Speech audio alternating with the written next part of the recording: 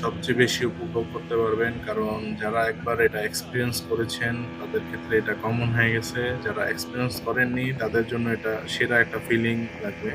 কারণ আশেপাশে পাখি উড়ে যাওয়ার যে দৃশ্য সেটা অবশ্যই মনকে নাড়া দেবে। স্পিড বোটে অযথা দাঁড়িয়ে যাবেন না বা হেলান দিবেন না। এতে আপনার পড়ে যাওয়ার সম্ভাবনা থাকে।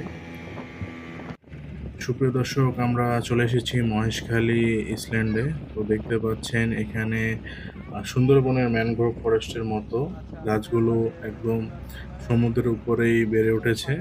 তো দেখতে অনেকটা ম্যানগ্রোভ ফরেস্টের মতো লাগছে।